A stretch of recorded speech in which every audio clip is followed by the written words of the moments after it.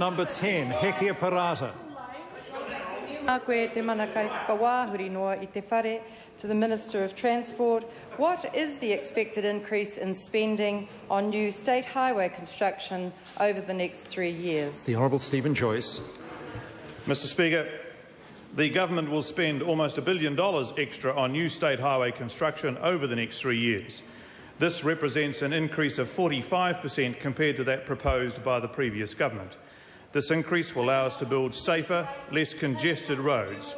We will invest in infrastructure that will boost this country's productivity, help our companies grow and create jobs. Simon Bridges. To the Minister. What roading projects will the government focus on? The Honourable Stephen Joyce. Mr Speaker, the government has identified the first 7 roads of national significance on which we expect very significant progress to be made over the next 10 years, alongside other projects already planned around the country. These are in or adjacent to our 5 largest metropolitan centres. They include Puhoi to Wellsford, completion of the Auckland Western Ring Route, the Victoria Park bottleneck, the Waikato Expressway, the Levin to Wellington corridor, the Christchurch motorway projects, and of course the Tauranga Eastern corridor, which leads into the members' electorate. Amy Adams. Minister, what commitment has the government given to roading projects in the Canterbury region? The Honourable Stephen Joyce. Mr Speaker, the Christchurch motorway projects have been named as roads of national significance. This means we expect to make significant progress in the development over the next 10 years, which will be a heck of a lot more than was made over the last 10. By investing in these corridors, we will improve freight efficiency to Port Lyttelton, provide an improved western bypass around Christchurch and improve safety on those roads. In addition, improved roading corridors will improve public transport performance and encourage more people to commute by bus. The Honourable Darren Hughes. Mr Speaker, is it correct that no additional funding has been tagged to any of these 7 roads of national significance? And if so, could he assist the House by ranking the government's priority of these so-called significant roads from number 1 to number 7? The Honourable Stephen Joyce.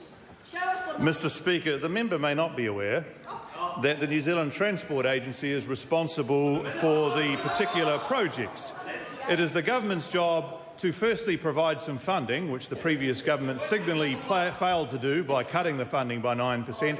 So we have increased that by about $4.5 billion over the next 10 years, and signalling projects of national significance, which we have chosen to do so because those are the most important projects for New Zealand's economy and productivity. David Bennett.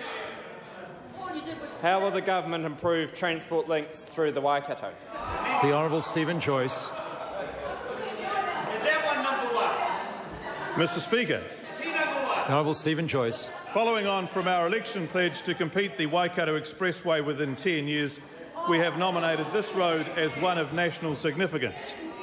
This reinforces our commitment to the people of the Waikato that they will not have to wait the decades they would have waited under a previous government.